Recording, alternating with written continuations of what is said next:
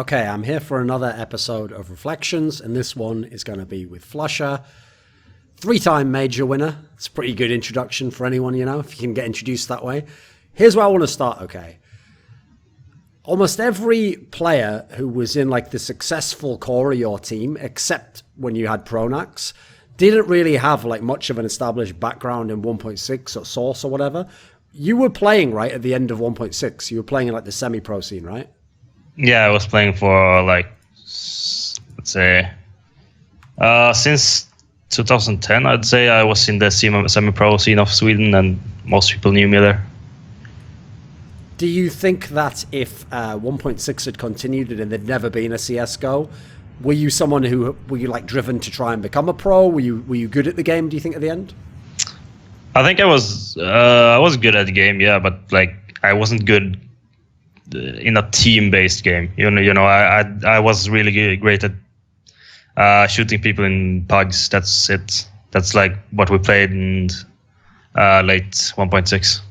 Okay, because one of the things that people who didn't follow the beginning of CSGO might not actually be aware of is that obviously at the end of 1.6, yes, sure, being a good player was a factor in becoming a top player, but also you had to sort of work your way up the ladder and network with people and get to know this player and play in a mix with him, and then, you know, get into a small team with a player. And this is kind of how you made your name, and you got almost verified as it was, you know, in CS. But the thing is, when everything got reset in CSGO, the same thing happened. You know, we had the first top teams, and then normally people had to work their way up. But your team basically didn't do that because you actually were playing with some of the first people who you ended up being in the team with at the beginning of CSGO, and then eventually, obviously, famously, you got to the middle of 2013, and people remember you had this team. It was Epsilon. It was basically FNATIC that won the major, but without Pronax. And you made this run. You made it to the final of that tournament, and you made it to the final of the esports Swedish Masters. And this, to people who weren't from Sweden, was kind of like coming out of nowhere. You know, your team hadn't been a top team. None of the players were famous or anything. When did you know in CSGO that you were going to be a good player, or that you were going to be like a pro player and this would be a serious thing? Knowing I was good, it wasn't until like Copenhagen Games 2013, I'd say, because I tried playing CSGO a lot when it came out, like in August 2012. Yes. But all my teams were splitting up, even though we were doing good and we were winning against pretty good teams. But like no matter what I did, all of my teams didn't really want to play, and I almost stopped playing during like the New Year's there, and it wasn't until JW talked to me about coming back and playing again with his team after they kicked, I don't know who it was they kicked, but it wasn't until then I like tried to get back to it. I had like a break for 3 months at the start of 2013, yeah. Yes. Okay, so as I referenced, the big breakout moment internationally was this Dreamhack event, where the whole thing is they had the Swedish Masters tournament at the same tournament, you know, so you got to play in the final of that. You played NIP, who, I mean, obviously at this point in time are the best team in the world, as well as the best Swedish team, so simultaneously they made it to both finals. But the real shock was that you made it to the final of the Dreamhack main tournament itself, because, you know, at the time all the very good teams were there. You had all these other good sides. What was the significance of this period for you? Like, why was your team suddenly so good now, whereas before, like some okay results, you know, still working out the roster? How did it just out of nowhere come and become a top team? I don't really know. Like, I think the experience we got at the Copenhagen Games was really good. We had to play like, I don't know, 12 maps maybe offline, and that's a lot in an international tournament, and I think one of the first international tournaments for any of us. So we got a lot of experience there, and then we just had nothing to lose really going into the Dreamhack tournament, and we just had a lot of fun playing and just playing CSGO. When you had this result, since, as I said, it was a bit out of nowhere, you know, like in online performances, your team wasn't that great or anything. Were you a team where you already were able to get the practice you wanted? Like, could you already scrim nip in very games and the good teams at the time? Were you stuck at the level below? What was it like? I'm pretty sure we didn't practice against many top teams. I think they were like in a secluded group, and I think they practiced against the like top 8 or 10 teams in the world, and we weren't really a part of that. We were unknown, and I think we just played at like I can't really name any of the teams, but I'm pretty sure we didn't play against any top teams in practice. Okay. Because at this point in time, and I want to make it very clear the context we're talking about here, because when I say that there was like cheating accusations, we're not talking about all the famous stuff years later where people had all those clips. I'm talking about at this point in time, like one of the problems was some of the people in this team had already previously played with some people who actually had been banned, like Zelos obviously had that like ESL ban, and obviously JW had that period where the Polish guys were claiming he was a wall hacker. So around this point in time, had you yourself, did your team itself have a stigma? Like, did other teams think you were cheaters or onliners or something? Yeah, we were called onliners a lot before going to Copenhagen. After that, when we beat the Polish team at LAN, I think they were ESC back then. Yes. After that, we got accepted as not being onliners. So we had a lot of that before because there were like these weekly ESL tournaments that we almost always got top 1 or top 2. So after that, we got some recognition. Sure. So obviously after this was where the team got picked up by FNATIC, and at the time FNATIC had in their lineup a bunch of times MODDII, the famous Swedish player who obviously now plays in Heroic. And so they had this lineup where, again, it was basically the 4 players who went on later to have Pronax and win the major, but there was MODDII in the team, and he actually was the in-game leader at the time. What was MODDII like as an in-game leader? Because, you know, I mean, traditionally when you think of him as like star player or fragger or something, you know. So what was he like as an in-game leader? I don't really know, or I remember a lot of his in-game leading, because the thing I remember mostly about that is, or the time back then was like we were arguing a lot about how we played, and he wasn't really. He was a bit like I am. Like he didn't really want to in game lead, but we kind of forced him to be that, since we brought him onto the team to be an in-game leader. So after like a few weeks of practice, and we also had a boot camp at his home, it was just a lot of arguments between mostly me, him, and JW, I think, and it all like escalated to the part that I should be the in-game leader.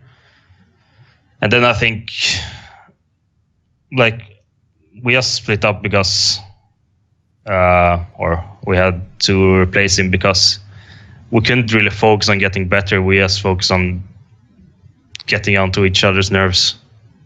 Sure. So people will remember this, I mean, sadly for the wrong reasons, but this infamous match that happened at Dreamhack Bucharest, which is the one where you played NIP on Train, which is a map actually at the time they were undefeated on. And in the game, it went to overtime, but then the wrong overtime rules were used and you won, and then they like forced a rematch through the admins, and then you won again anyway. But the problem is, because the team felt hard done by, like, you know, this just happened because we lost, and then you kind of feel a bit cheated, like, well, why would I play the first overtime? You know, I can understand the feelings on both sides. There was this incident where there was a bit of shit talking, and most famously, I mean, people make this sound like the Kennedy assassination. You know, someone got a little bit bumped into. That's about it. There wasn't a fist fight. There was nothing like it. It was just a very minor incident, right? But at the time, as a team that's coming up, NIP's the #1 team, this must have been a significant moment, right? Sure, it was. We had beaten them online and before that on certain maps, so sure, it was a big deal, but like, I think the whole situation overshadowed the tournament and the match in general. Yes. Okay. did you actually, like, here's the thing. I know JW still almost like apologizes it for today, even though it's years later, you know, and still worries that people think badly of him and all this stuff. And obviously people, at least at the time, funnily enough, no one remembers MODDII was involved, but people at the time used to go mad on him because he had a bad rep, etc. You didn't give a fuck about that, did you? Were you actually bothered when people were like, oh, how dare you do that to Get Right? Who obviously at the time was like treated like Jesus or something, you know? Like, you didn't really care about this, did you? I can't remember anyone in our team being upset about anything about that. Okay. I personally, I wasn't really involved, so I had no feelings about that really. Okay, so you played NIP in these finals I talked about in the summer. You played them at this tournament, and you also played them later on at the Star Ladder tournament as well, the one where you went and it was the 4 teams and you guys came fourth, right? This was NIP, still the number 1 team. Still at the time, you know, everyone thought, oh, no one's ever going to be as good as this, you know. What was prime NIP like to play against? I wasn't really, our team was never really beaten hard by NIP. So playing as prime NIP for us wasn't a big deal because we almost always had like at least 10 rounds against them or even winning the matches. So I think they had problems against Swedish teams, but it didn't show when they played against other teams. Like they always crushed other countries' teams, but against Swedish teams they always had problems. Okay. When this move happened, where Pronax came in, like I always mention this detail because people aren't aware of it, but he actually joined the team officially only something like 16 days before the major. And then in the middle of those 16 days, it's not like you just practiced for 16 days. You had to go to the beta event in China. So that's like quite a lot of travel. And so basically you played one event after maybe a week's, you know, practice, travel the event, play there, came second, lost the very games. Then you had like a few more days after you get home and you go to the major, right? In that amount of time, was there actually much practice? Was Pronax actually able to get much done and like implement a system and stuff? How loose was it? I think he joined us, how many days? Maybe 6 days before the Chinese event. So he had to go get a visa right away when he joined us.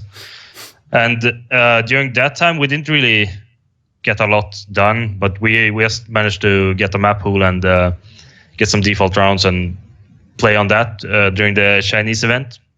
But of the Chinese event, we traveled home. We stayed home one day, and then we all went to Jönköping to boot camp. And we actually learned a lot there, and we played like 10 hours every day, and we went through things, and we just learned really quickly. And even though it was really simple stuff, like we all learned a lot in 5 days, but we all were on the same page, like on what we should do on every map. So having 5 days really with really hard practice, it gave us a lot of results in short time. Sure. So as I said, in the final there, you played against Very Games, who actually at this point in time had become number 1 ranked. You know, they'd beaten NIP a few times, so they'd kind of got the number 1 rank finally. But this is a team that in the past you'd also played in tournaments, and they'd beaten you famously. What was Very Games like at this point in time? Like, they always seem to do well against your team for some reason. The thing I remember about the Chinese or Very Games in the final, I think Shocks killed 14 people in 3 pistol rounds. Yes. So that's kind of what I remember about that. We didn't win a single pistol round, and we could have won the match if we had won pistol rounds. Okay. Because at the major, a detail people forget is that, okay, obviously the other semi-final, the one you weren't in, was NIP versus Very Games. And this was not only a classic match, but I remember thinking at the time, that if I was in FNATIC, I would be wanting NIP to win that match, because obviously NIP, you played close. It's, as he said, against Swedish teams, they actually always played a lot of close games, whereas Very Games beat you in pretty much every match you played. So were you thinking similarly when they played each other? Yes, we really wanted NIP to win that match. Okay, right. So in the final, the first map was DOS 2, and this is the one that was very close. I think it was actually 16-14 even. And the key round that actually turned the game so that you won the first map was a round that you were involved in. It was in I think it was like a 2v4 or something, or 2v3, and you were on the B site of DOS 2, and you did sort of like a weird push in through the doors and basically won this key. Do you remember this round I'm talking about? Yeah, I remember. I know. Yeah, I don't think if it 2-on-4 or 2-on-3, but I just knew we had no grenades and we had nothing to defend, or we couldn't stay inside, or we had to bring the fight to them. So I just pushed out door. I guess it was one of the one experienced move, but by an inexperienced player at that time. So was it just purely an instinct move? Yeah, I just knew we have to win one side of the retake. Okay, because the detail again that people also don't know is that, okay, so the second map was Inferno, and they won very easily, and then the third map was Train. But the really interesting detail was, at the time, while yes, on that version of Train they were also very good, no one had used that version of Train in a long time, because that was the original retail version, and in most of the year we'd all been playing on the special editions and stuff, which were a bit tweaked, And so going into the third map, okay, in theory, on paper, yes, they were a favourite because, this is a great map for them, etc. But the game played out in a very weird fashion. It was actually fairly easy, right, for you guys. So what happened on that last map? Honestly, I can't really remember the whole map. I just remember the ending and just being nervous a lot. So, but I have a feeling, I think they made a lot of mistakes, dying one by one. Meanwhile, we did also crazy shit, like pushing Ali when you didn't push versus NIP at all. So we just caught them off guard, and I think they did a lot of mistakes in that game as well. I think they were a bit taken aback by the fact that we won a map against them, and we were pressuring them hard. Do you think they thought they were going to crush this final easily? Yeah, I think they thought they were gonna win easily. And I think their TV crew, the documentary they had about them, that pressured them a lot. Sure. So, in this tournament, as I referenced, you hadn't had Pronax very long. It's only the second tournament you were playing with him. What was his impact on winning this major?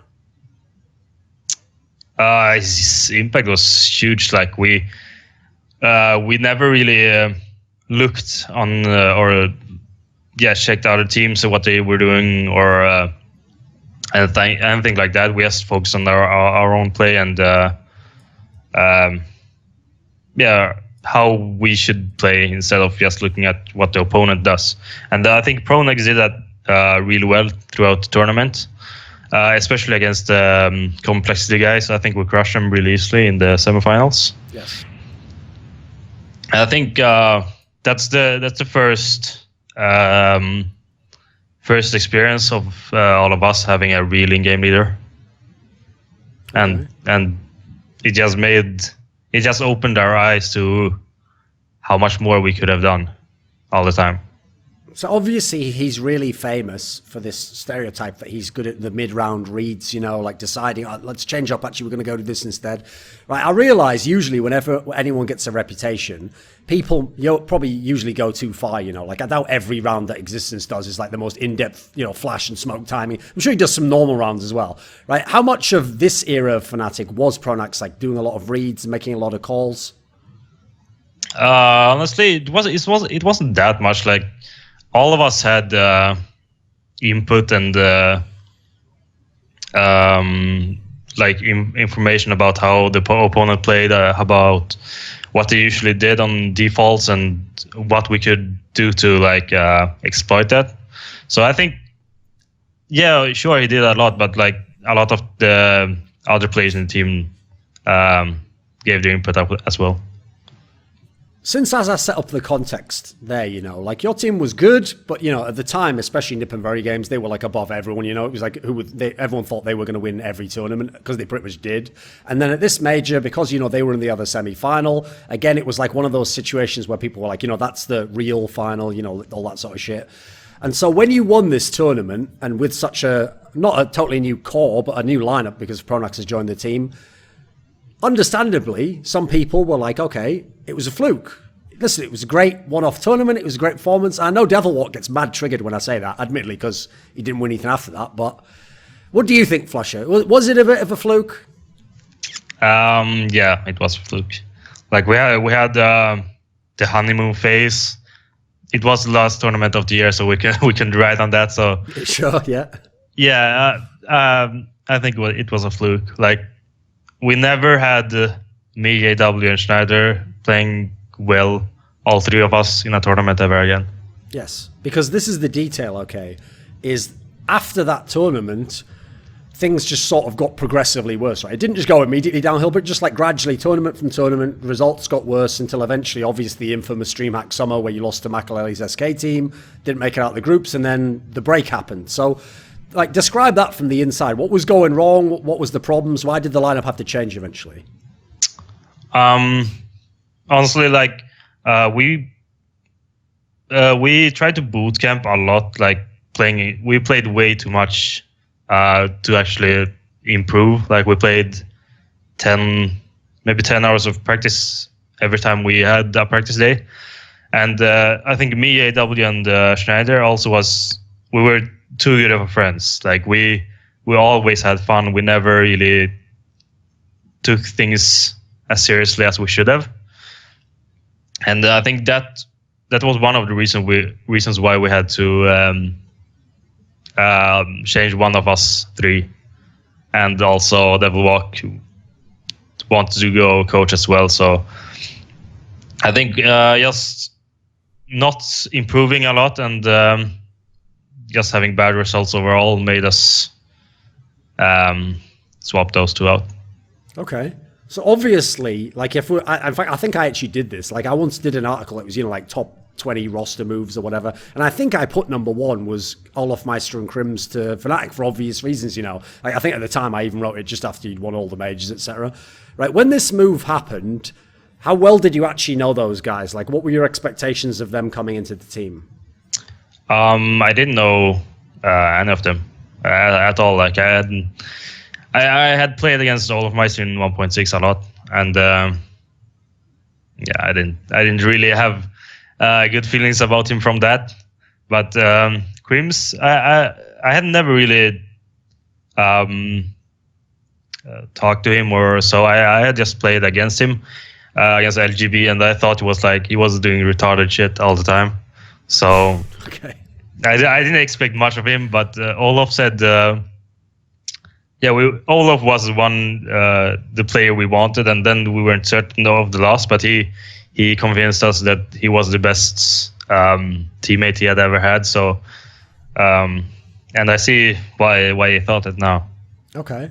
Because the thing is, even though earlier that year the FNATIC results were going down, you know, the overall placing, I remember at the time your individual performance seemed to have gone up. Like, you actually seemed like you were at your best before they made that roster move, because people were even saying, because, you know, Nip had started to lose a bit, people even said maybe flusha is the best lurker in the world, because that was obviously Get Right's title before. Were you had you hit top form yet? I don't know if I had hit top form there, but I think the players were a lot worse in 2013 and 2014 than they were in the later years. So I think I just played a lot more and thought more about the game than the most players, and I think I also did, like, I don't know, I think I was just better than most people that back then, and I also put in a lot of time into the game. And I had like 80-90 hours past 2 weeks the whole year. When you got Olof, Meister, and KRiMZ, again, obviously most fans watching this interview now won't have been around back then, actually, so they won't realize that this was a roster move, which even before you started winning tournaments, was one of the most like overnight, instantly good teams I've ever seen. Because first of all, in the first few months online, you had an insane record. I remember you were, like at one point, I think you won like 23 out of 24 maps or something utterly nuts. And then obviously the first two tournaments, you know, the first one was the Gfinity, you made it to semis there, lost to Titan. And then obviously the next one was the major, and you actually were very close to winning the major. So was it a lineup that literally, as soon as you just got in the server, it just worked? Yeah, like that's the main gist of it. Like it just clicked for all of us. Like we all wanted the same thing, and we all wanted to be the best. And I think that that brought us all together, and we played really well. Like from start, we didn't really have problems against, or in practice, or against other teams at all. We just crushed most people we played against. Okay. And when you were in this major, ESL One Cologne 2014, like, this is the one I remember where, unfortunately, this just shows how if someone didn't watch a match, they just hear the stories, you know? Obviously, what's funny about this tournament, okay, is everyone remembers every storyline from the other side of the bracket, because that was where NiP played Cloud9 and had the epic game, then they played LDLC and had the epic game, and then they got to the final and played you. But people forget that you played your team and that it was actually very close even in this match, right? So what was the final of this major like? What was this experience of getting to the final of a major again, like with this different team? I can't really remember the path there. I think we had a you really... beat Navi in the quarterfinals in like an epic game. You won like a 1v4 in the nuke game. You remember? Yeah, I remember now. And semis against Virtus Pro? No? Let me think. I think it... Or Dignitas, I think, GSM. It? Yeah, yes, Dignitas GSM yeah. On Overpass, yeah.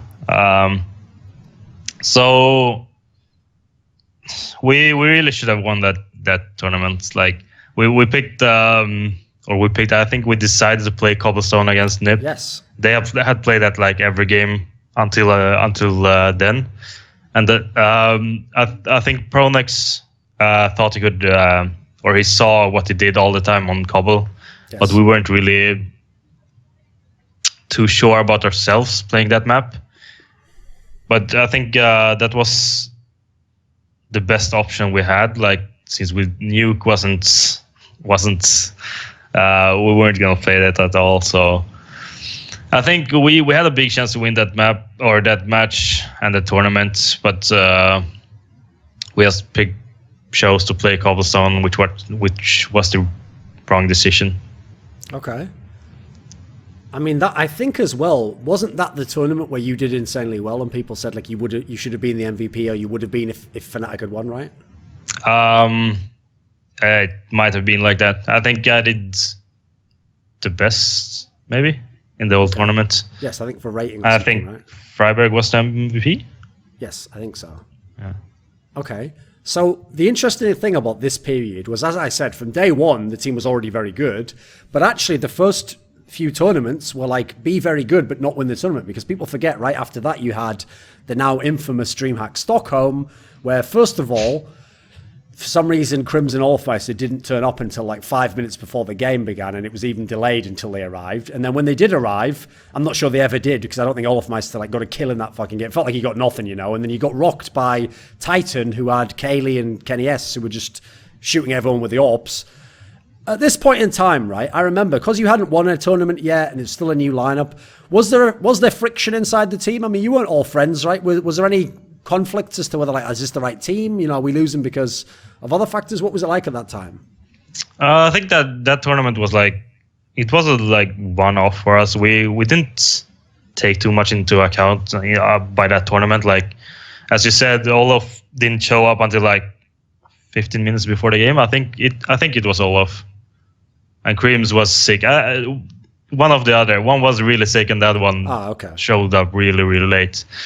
And we didn't really feel like we had a chance. It was only JW who was playing that match. Yes. And we didn't really say anything after that. We just knew like we fucked up, and let's just forget about that tournament.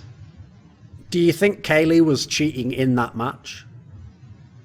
I have no idea. Like he hit so many insane shots, both on practice and in the tournament. So I won't say anything.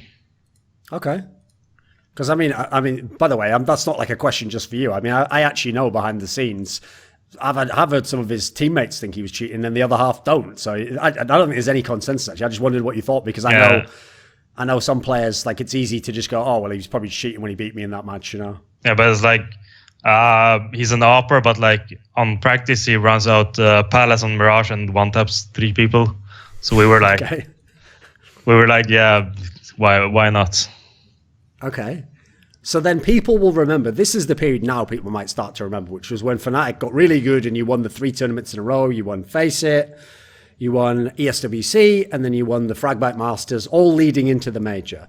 Right, at this point in time, as we've said before, you know, depending on which FNATIC member it is, there was probably some luck, or it was just a one-off great tournament at the major when you'd won it the year before. But this is where you were the actual best team, you know, you're winning all the events. Was it easy when you started winning? It was really easy. Like the only one who gave us any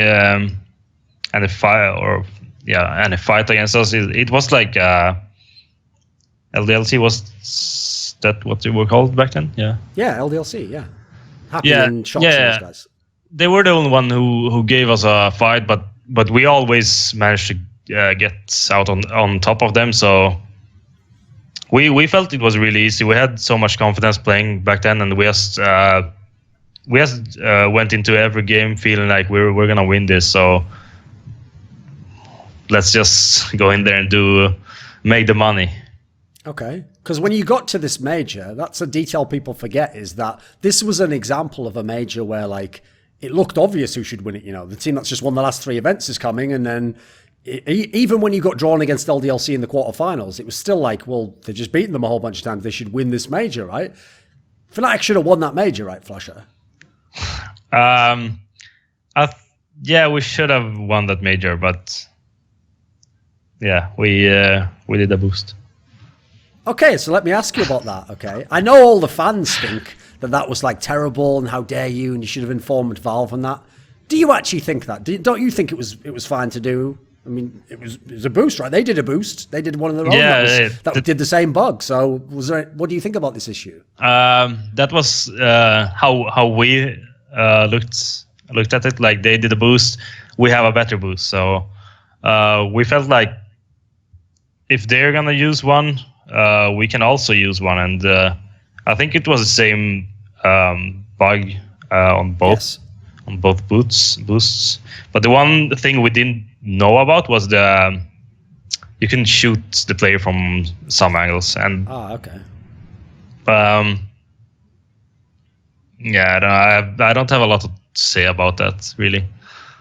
So when the team, again, I always mention this, that the only reason that got resolved is because FNATIC forfeit the game and you decided not to play. Now, I've heard from other people that this was like super serious, because with the context of like people saying you were cheating and then now this whole boost thing happening, like obviously this was the most hated team in all of CS.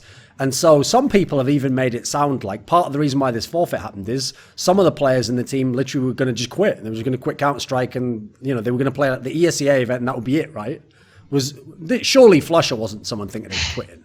No, I was one of the ones who wanted to play the rematch,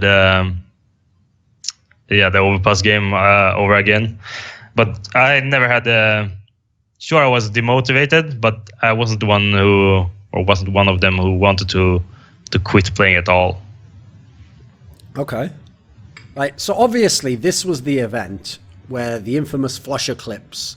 I mean, the timing of it was ridiculous. I think they came out about maybe like 4 days before the actual major began, and then suddenly for these days before, every thread on HLTV.org, you know, was like flusha clips. Here's more clips.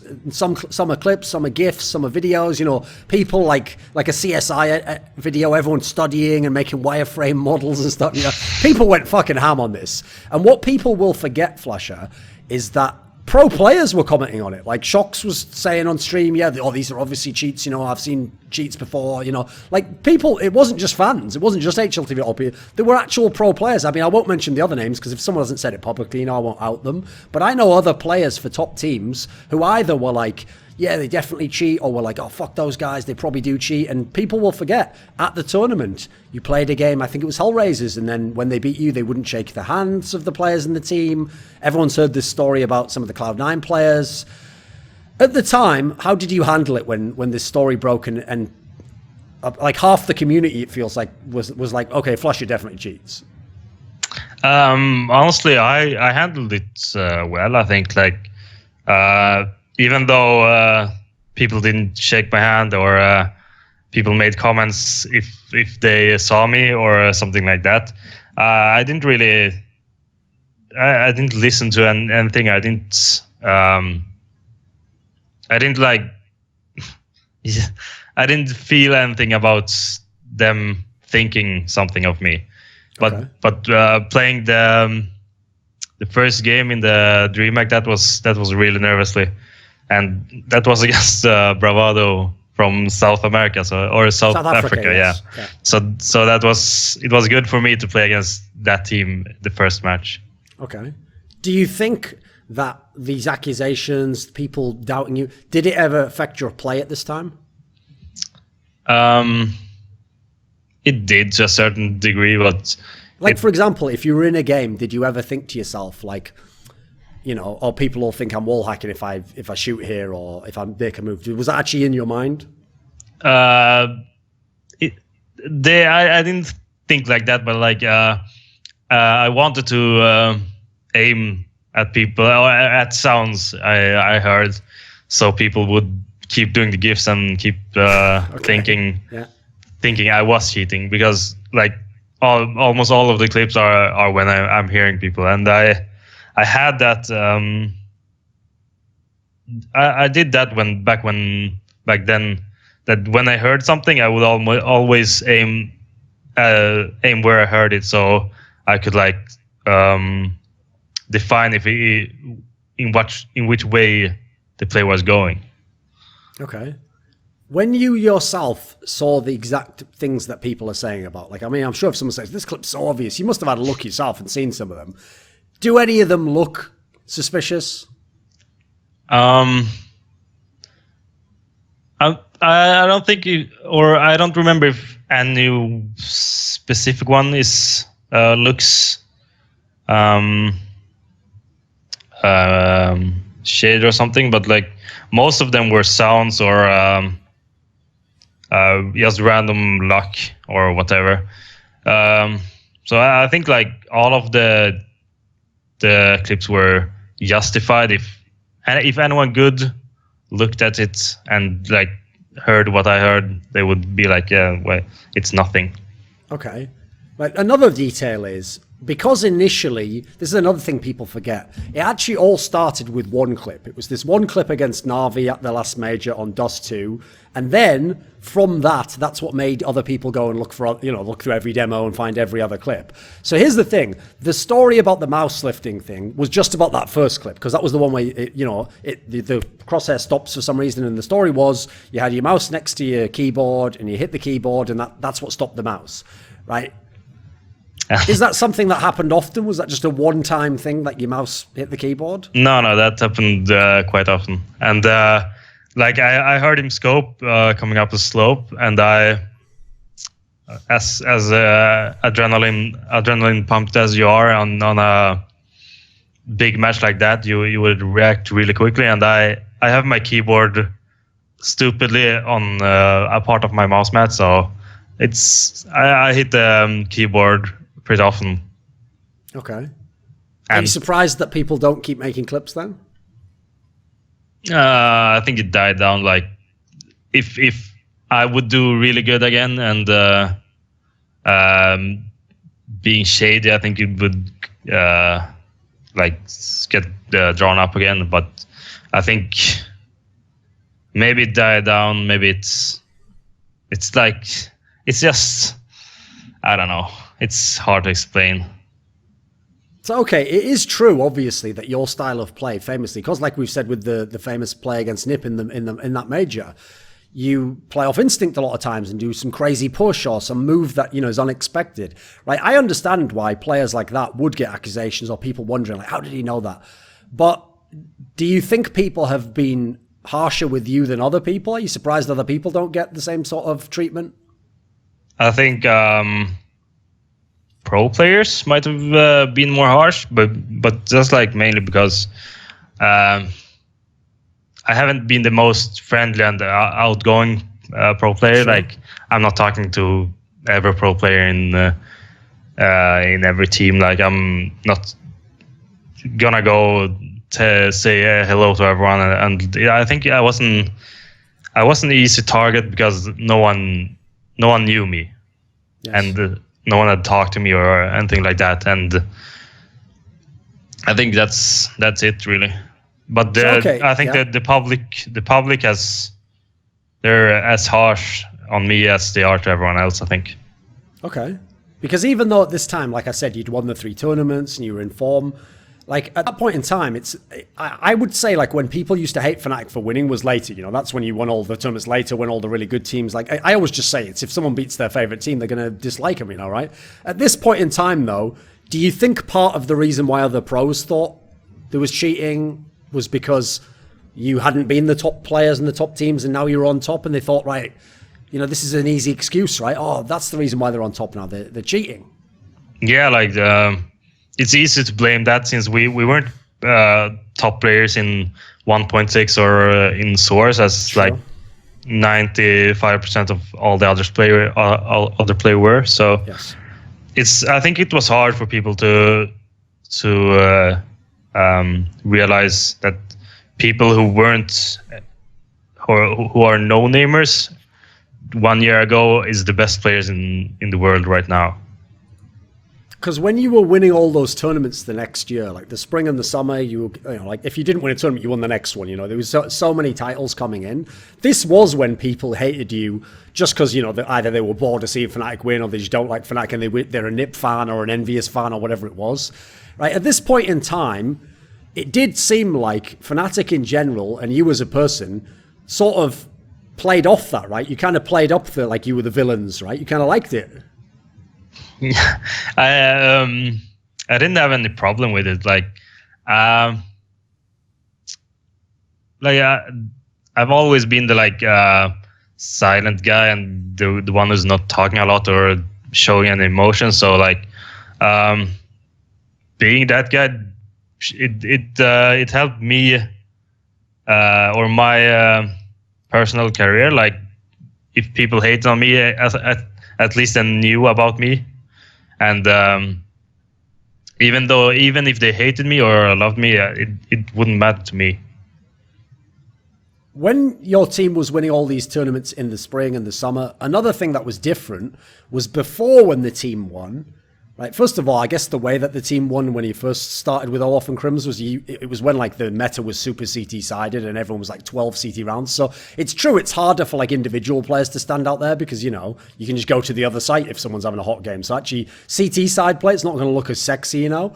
But in 2015, people will remember not only was FNATIC #1, but everyone was like raving about olof. Like, oh, he's the best player ever. Oh my God, look at all the shit he's doing. Right. Do you think people exaggerated how good olof was? Like, he's the star player? Sure, everything gets exaggerated, but like he was the best player in the world, but we helped him be the best player. We gave him the freedom. We gave him what he asked for, and we let him do, or Pronax let him do whatever he wanted. So it was just up to himself, and he had the confidence to do everything he wanted to do in game. So he was the best by just us helping him and him having the confidence to do what he wanted. Because I know later on, I think it was actually early 2016, where it was actually Vugo and Olofmeister made some interview where they said, actually, flusha's the best player. And then, you know, at the majors, obviously, famously, you always had very high stats. Was flusha ever the best player in CSGO? Did you ever think you were the best? I thought I was the best, like, during 2014. I thought I was the best. Some parts of 2015, I also believed I was the best, and but I've always had the mentality that I am better than anyone else. Okay. And in this team, how did you fit into this classic Fnatic lineup? Because as we're mentioning here, obviously at this point in time especially, Olofmeister had a lot of freedom because he was like the playmaker. He often was like the entry guy, you know. JW famously was allowed to do whatever he wanted. Doesn't that kind of mean that the others, you, Pronax and KRiMZ, you kind of have to be a bit more structured, a bit more of the core, you know, to allow those guys freedom? Sure, we were a lot more structured, but if Olof and JW created space somewhere else, I also got more space just by them doing or taking control over things. So it was, I think, Pronax and KRiMZ were more structured. Meanwhile, I could do things by JW and Olof doing things. Okay. Right. What did you think of this famous sort of what-if moment where before you guys won that second major, as in second overall, you know, the Katowice one, JW wanted to go and play in NIP. What did you think of that when you heard about it? Like he told us all, so, or before anything was even publicly known, and I just told him, like, that's so stupid. Like, we're the best right now. We're gonna be the best, or we're gonna keep being the best. And why are you gonna go to a team that's a lot worse than we are? That's how that's what I told him, and that's what I believed in. Okay, so I remember at Katowice, this tournament, it was one of those settings where you guys made it to the final, and then the other semi-final was NIP Envious, and obviously, you know, for the storyline, everyone would have wanted Envious to make it there because, you know, you two were the two battling like for #1 title, etc. But in the end, it was NIP, and it ended up being an amazing final. Actually, this was, I think, one of the best finals we had. What did you think about that one? Because here's the thing, right? You told me that Fnatic should have won the other one. You should have won the Cologne one, that NIP one, right? The NIP fans, the NIP players even, all tell me it's the other way around. Like, this is the one they should have won. They think they should have won this final. What do you think? Is it the one where Ali shoots through the guy on Dust 2? Yes. They're all triggered about that. They still talk about it to this day. I think the CSGO gods were with us that day. I saw the clips. The bullets go through, but what can I do? The game decides. They should have won Dust 2, and maybe they would have won the match by winning Dust 2. But what can I say? History is history. Okay. In your career, there have been a lot of moments along these lines where either you did some crazy move, which you can't know exactly what's going to happen. You might have a sense, you know, but there's some luck involved, or something has to go right on more than one level. Do you feel like you're just a lucky player? Did things just work for you when you try them? I don't really consider myself lucky.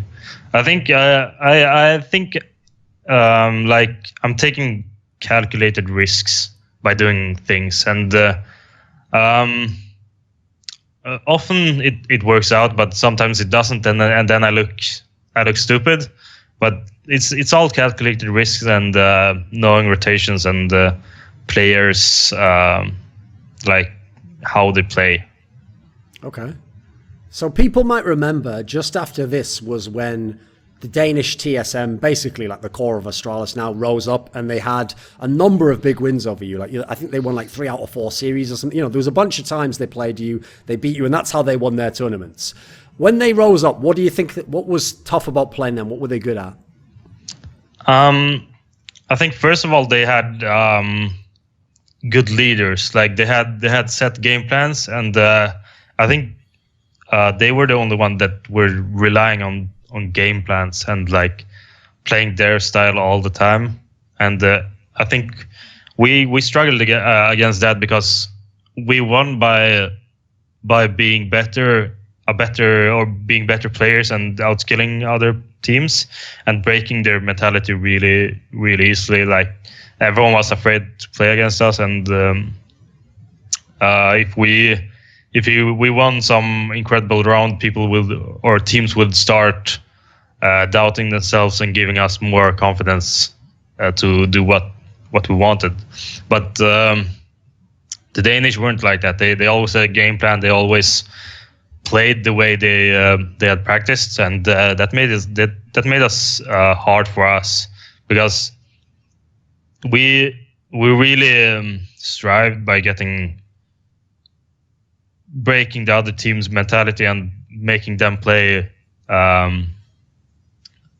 like playing far back and defensively, and not daring to do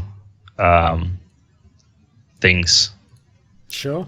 Because I remember once this happened, once TSM came along and they were able to beat you, right? You still won tournaments, but this is the period where, I mean, in a way, this shows what a great team FNATIC is. Obviously, a lot of great teams. Like, think about this, okay? So the Astralis lineup that has Glaive now has only won 3 tournaments ever. Like that, like, you know, that was them at their peak. They got 3 tournaments. In this era now, your team still won a bunch of tournaments, 2, 3, 4 tournaments, but this was where it was a lot less dominant, right? It was like you had to win so many epic games. Like there was the Cloud9 final at ESEA, and then there was the Dreamhack Summer where you had to win all those games on train, and your team barely played train, you know, like you had all these games. These were like the epic wins as opposed to the dominant years. So how was FNATIC able to keep coming back from losses and not necessarily being the clear number one, but there's something special about this team, right? Yeah, I think like all of us were really good individually, but we also had a mentality that we will never give up, and we will always try to do like, maybe you could call it stupid things, but I'd say like we did risky plays.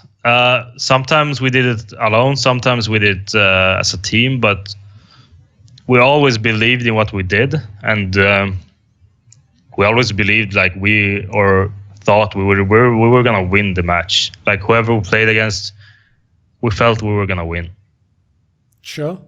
So one of the storylines that I think is an interesting one is when you won the last major, you won the Cologne one, because this was the tournament where, again, people forget because they think, oh, FNATIC, yeah, they were the best that year, of course they should win. But this was the one where in the final, a lot of people actually thought Envious was going to win. And in fact, they thought they were going to win the first map, you know, and then obviously you did this epic comeback, right? That was the tournament, another one where it was kind of like a miracle run, right? Because Virtus Pro had you in tough spot in the semi-finals. Then this was there was a point at least that was tough in the final. What was this period like, kind of the end of that lineup? Like, what was that winning that last major like? I think I don't really remember this. I think we won the group stage really easily, like 16-2 or something, 64-62 in groups, and we were like really confident in ourselves after the group stage. And I don't remember who we played in quarters. I think you played Luminosity, maybe. Wasn't Let me have a Penta? look. Could be right. I think that was the other one. I think that was Katowice. I'll have a look. Maybe. I think it's Luminosity you played. Let me have a look. Yeah, maybe yes, on train. You played. It was when they just got Cold Zero, but they didn't have the other good players. They didn't have FNX and Taco at the time. Yeah, we played them on train and then on something else. I don't know. But like, we weren't really sure of ourselves at that tournament. I can't really remember how we did before, like if we played a lot or if we had any tournaments. But like, I just know that me and Olof had an incredible tournament, and we just rode off that. And like the match against Virtus Pro, we were really close to losing on Inferno. I think. Yes, and then you did the big comeback. Yeah, and that like it's brought us a lot of confidence back, and like knowing that we could win another major. And then like the comeback on we just had to play one map against Envy before breaking them. Like after just two, we just knew like they will never win this. Okay. Because I know after that was where, like, that was where they obviously had just done the shuffle and they had Kenny S and they had Apex. And because the old Envy lineup famously had never won a series, like obviously the only one they technically won was the one where you guys forfeit after the overpass game. It was in their minds. Like I used to talk to some of them back then, and even if they were like, no, we'll beat them this time, I know in the back of their mind, like they all knew that stat, for example, they'd never won the game. So when they lost this one, they were super driven, because I know when they then played you at that like Gfinity one, that they beat you in that best of 5, and then obviously they beat you in the last ever LAN that Pronax played, which was the next major, Cluj-Napoca. That was like a big deal to them. Was the lineup with Kenny S better than the one when they had Shocks before?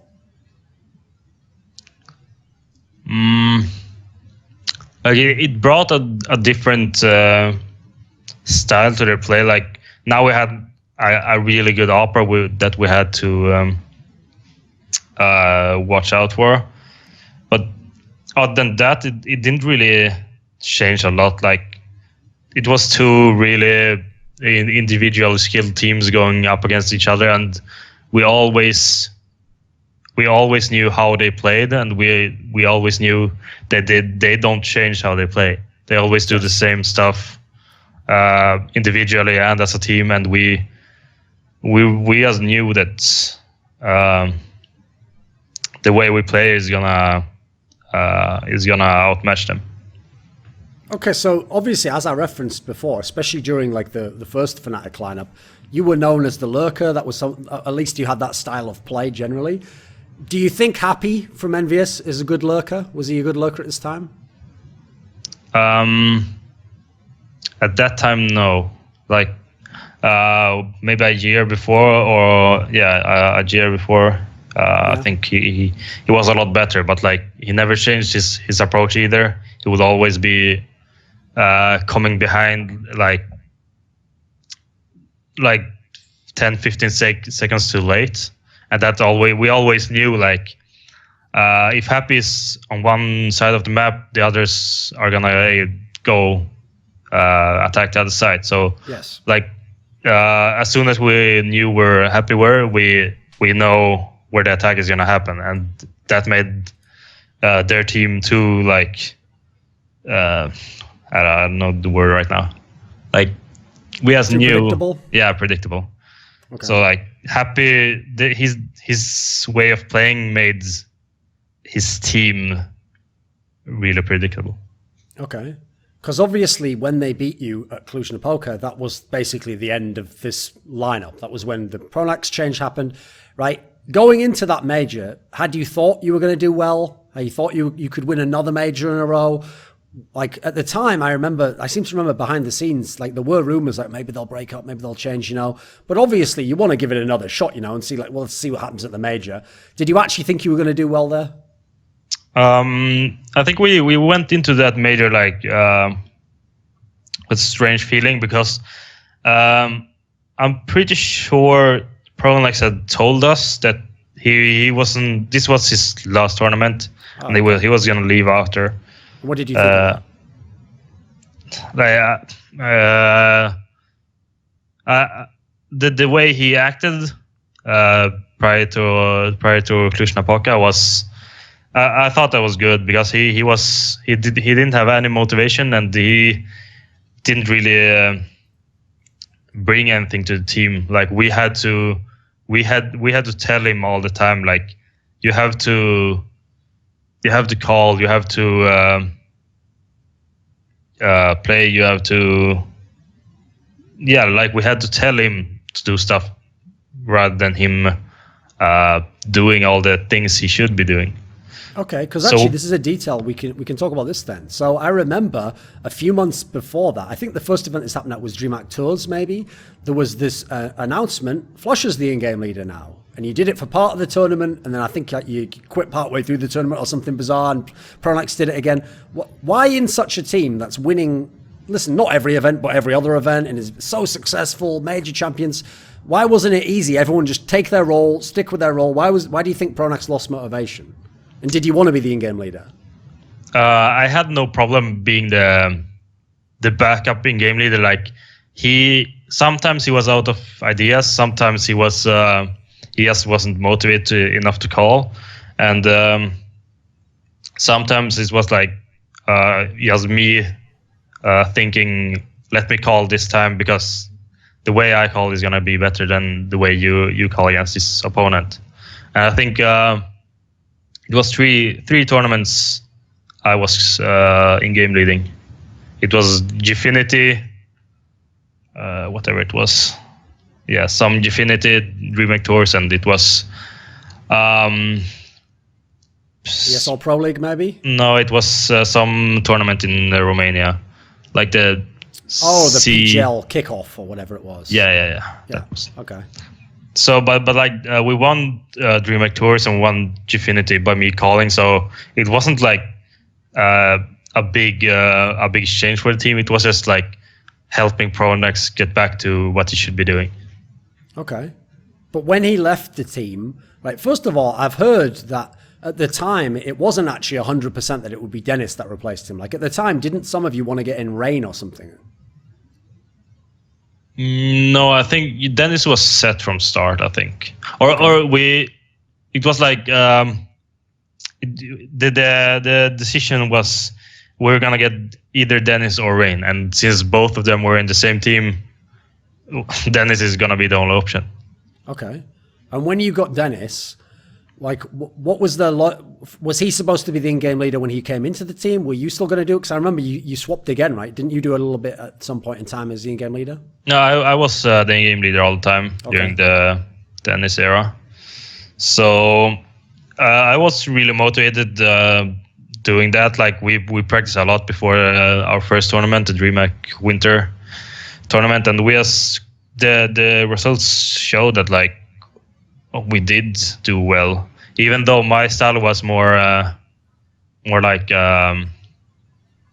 even simpler than Pronax was. Like if I knew we could win by exploiting something they did badly, like we would do that, and then we would find something else we could exploit. So like either we did default rounds and everyone got their freedom to do stuff, or we saw some easy like anti-strats that we could just rush and do.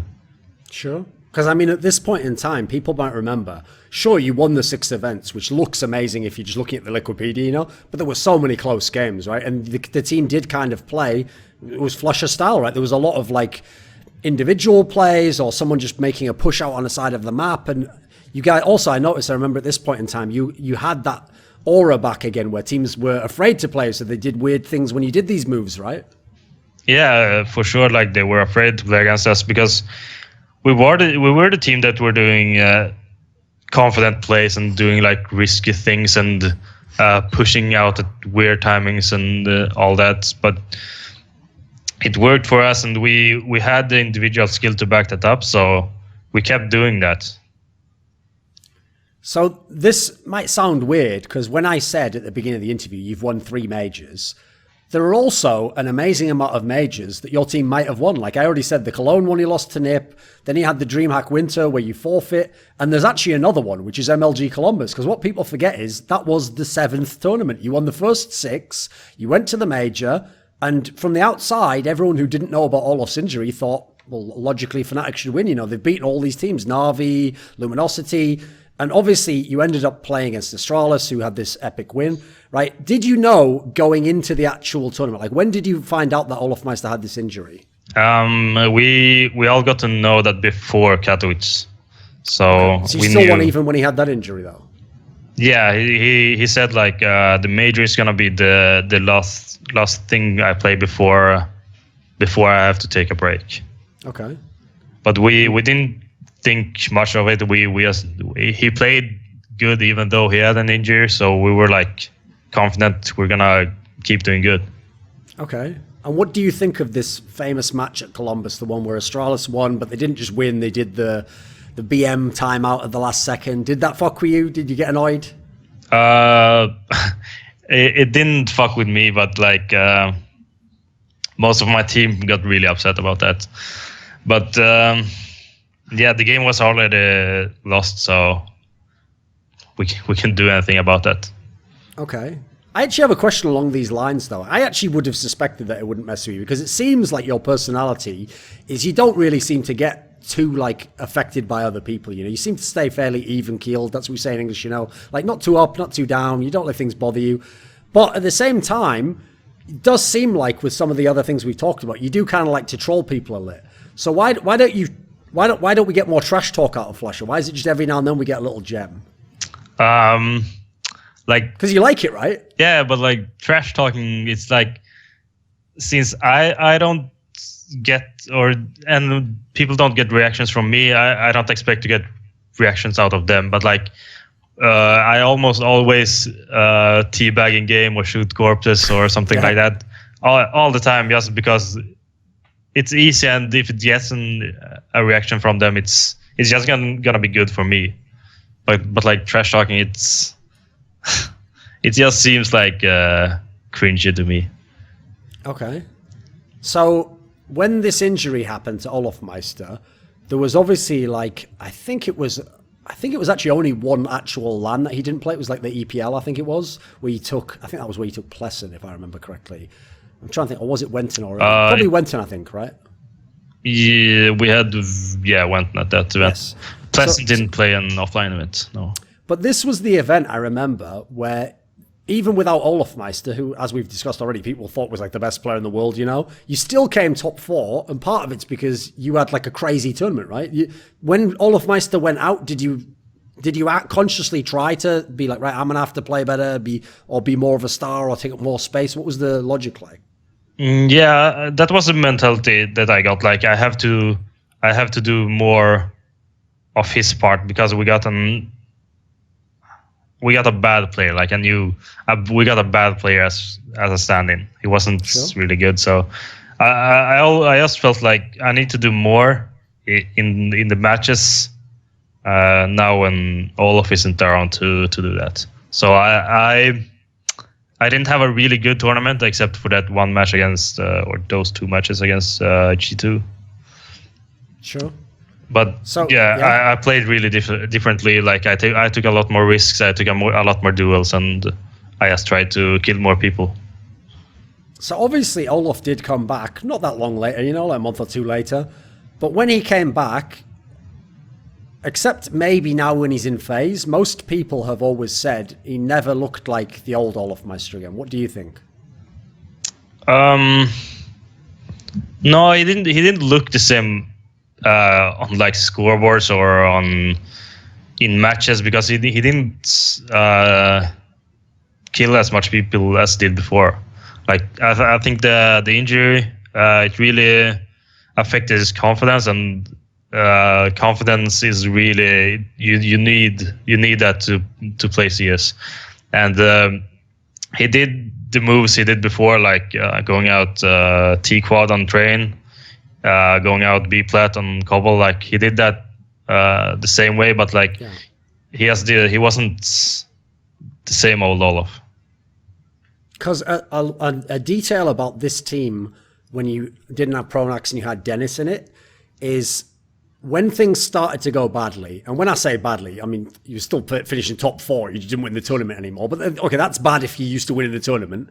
It didn't seem from the outside like this team was friends. It seemed like this team, like, people argued, or maybe people didn't like to play with this guy, but, you know, we're doing well, so why would we quit now, you know?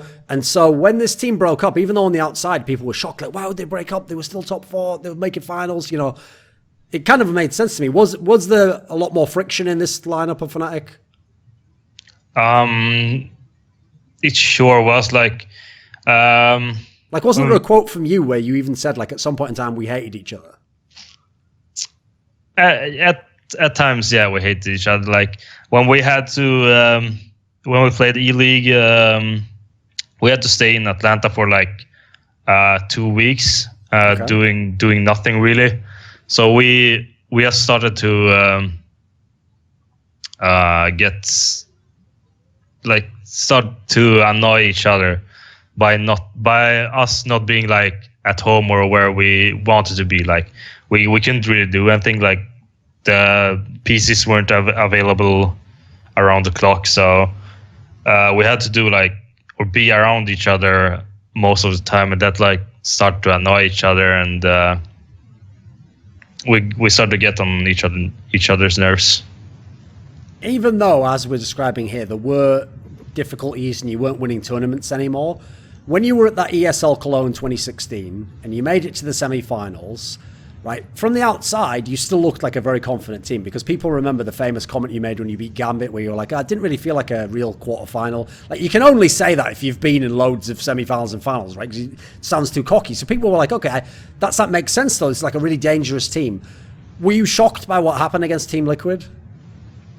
Yeah, I was. Like, going into that tournament, or that match, I mean, we're playing on North American teams, and we know like North American teams aren't gonna beat us. Like that's the mentality we had, and honestly, every time we played a major with that lineup, it wasn't the same as playing like a normal tournament. Like a normal tournament, we were just like calm. We played the game we want to play. We just relied on individual skill and like just playing good. And like when we were in majors, we were just so stressed and like thinking it was such a bigger tournament and such a bigger match, and we just got more nervous and stressed, and we played so differently in majors. Does Eric, even though you explained quite well the context of why Pronax had to leave the team before, like he'd lost motivation, or he wasn't even in-game leading all the time, you know, these are pretty good reasons to leave. When you think of the lineup that had Dennis, even though it had a lot of success and it had a lot of great placings, was the lack of Pronax something to do with this quality? Like, was he good at calming people down and stuff? He was like he had a calm presence, you know, like okay. He could like take time out and just say like let's just chill down, let's just play slow, let's because sometimes like even he got stressed individually, and then we had to take a pauses just because he had like an adrenaline rush or whatever. So he was good at like both calming himself down and calming the team down. And I think I wasn't as good as him on calming the team down, but like also Dennis didn't have as much experience as we did, and that made, and he was also like stressing the others out. Did that playing style, that really individual, like making plays all over the map, just trying to make a read and then make a play right off it, did that style not work as well when, like, for example, Olofmeister isn't as good and some of the players aren't the best players? Did it just not work? Yeah, sure. It worked less good. Like we had to rely on other things, like doing set strats, rushes, or just getting entry frags on different parts of the map. Like Olof, sure, he did his thing, but he didn't do it as aggressively as he did back in the days. So we had to rely on other things, like when something came naturally before, nothing like happened, and we thought something would happen in a round, and then like nothing would have happened like 50 seconds into the round, and we would be like, what do we do now? So it's like it was a lot different when Olof didn't play as aggressively as he did. Okay. How did it happen that you, KRiMZ, and JW just went to GODSENT one day? How does that happen? I wasn't really liking the where we had like gone like in teams of or in terms of the team. Like I didn't really feel like we were a team anymore, and I didn't want to play with the same players anymore, and I wanted something new. Like I've been FNATIC my whole career except for GODSENT and Epsilon. That's like 5 months total. So I wanted something new. And I know like I thought getting back to pronax would be good, and having someone else lead and me letting do the role I do best would be good for me. And also playing with Schneider, who me and JW was really good friends with back in 2013. And KRiMZ wasn't sure of it, and he just tagged along. Okay. Were you shocked when he went back to FNATIC? Not really. Like we noticed on him that like he didn't really like the way the team were in GODSENT. Like we didn't have the best results, but like he didn't like the atmosphere as well. Like it was more of a chilled out team. Did pronax struggle in this team to make use of all the different players?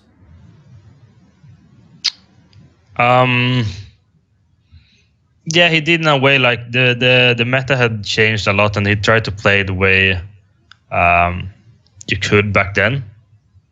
But now you have to play a lot faster and more reactive Counter-Strike, and he really struggled with that, and that made me do more mid-round calls and just trying to get control of the map the way you need to do right now.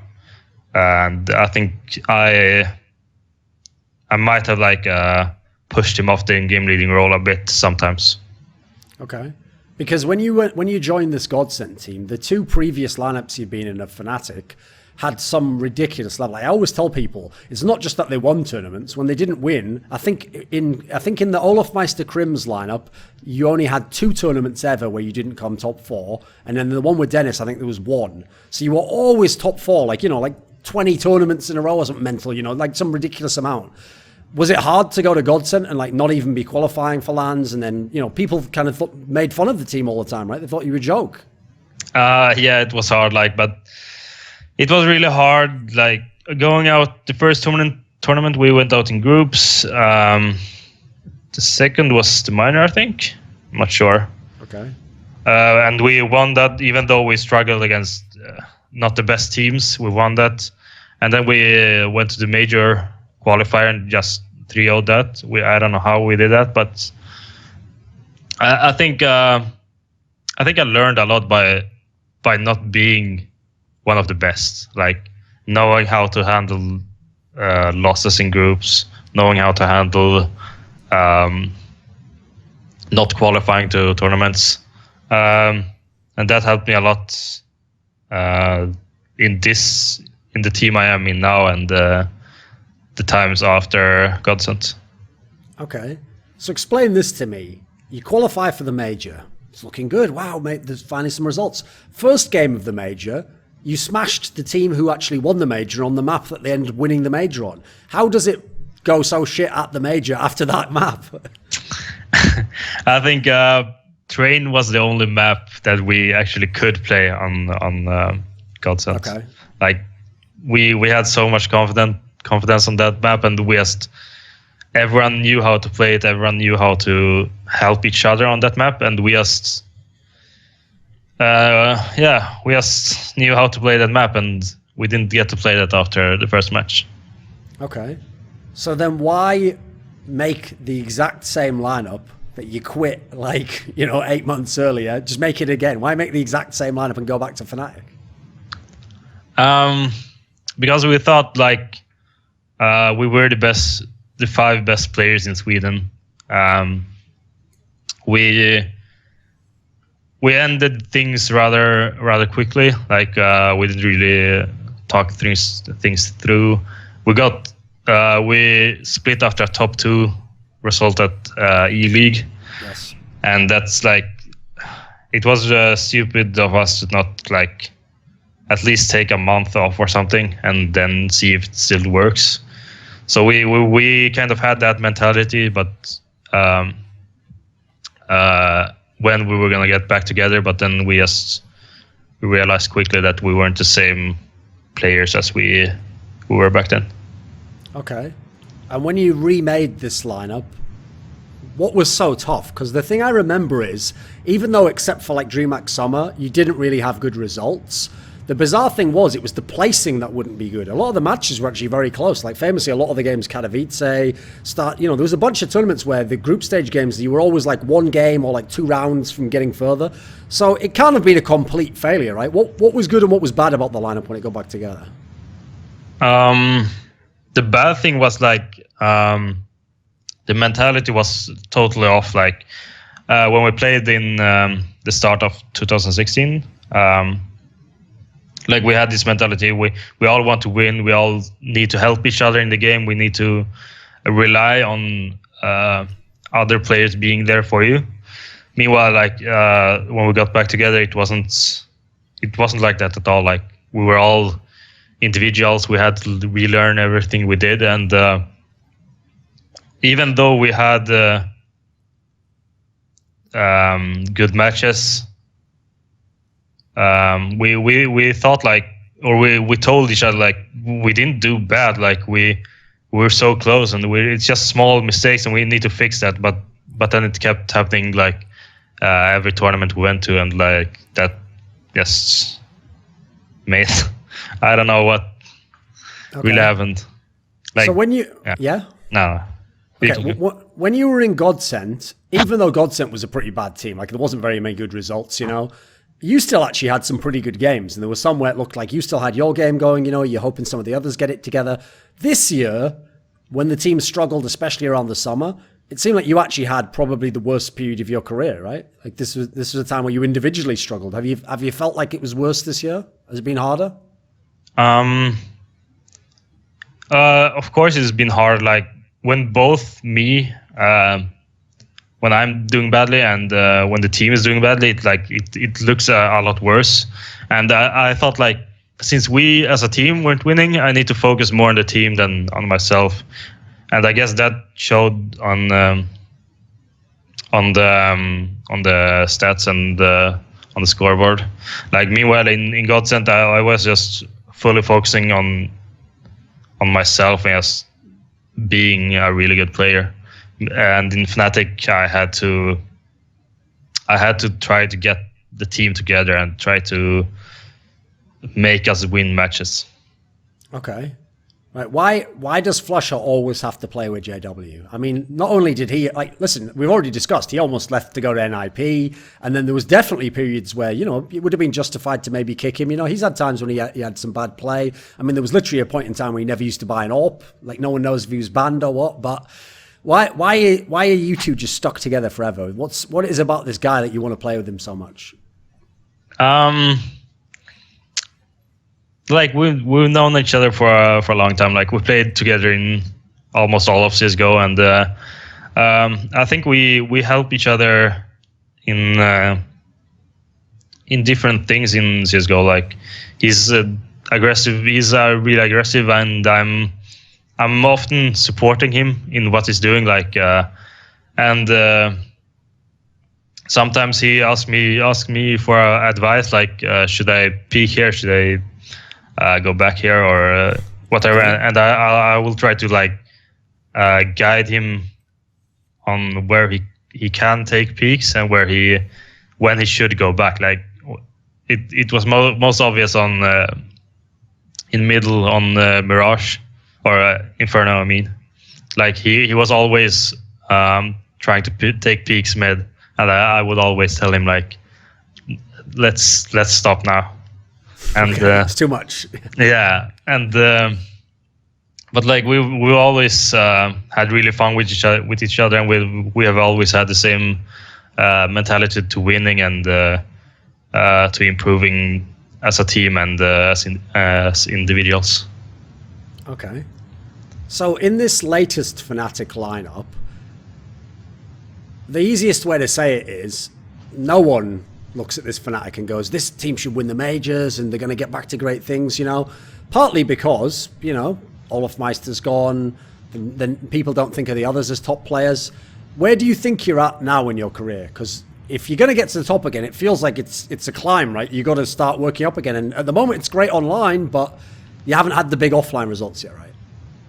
No, but we've only played 2 offline tournaments. One was when we had played like 2 weeks together, maybe, and the other one was E-League. Like we got to quarters, but then we didn't play the way we practiced. But I think we're starting to do good. Like everyone has found their role. Like I'm back to lurking and being second in game leader.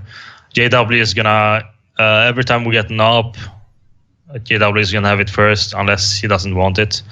KRiMZ is more of or he has a slightly different role. Like he's a CT is more of the defensive guy, and on T he's more of the entry guy. And Lekor is just he's gonna be the free guy. Like he's gonna be the olof of the team. He can do whatever he wants. If he feels like he wants to do something, we're gonna let him do that. So as we have addressed before, for some reason, flusha is like a rock. He can't be affected, you know. Everyone else is getting depressed, they're losing motivation, they don't want to be the in-game leader anymore, they can't win anymore, they get injured. Why does flusha just never stop? Are you just going to be playing for like 5 more years if you can? Of course I'm going to play as... You never get burned out? Yeah, I get burned out, but like, I think it shows less on me, like, because I have this playstyle where it's like, it doesn't rely on how good I aim.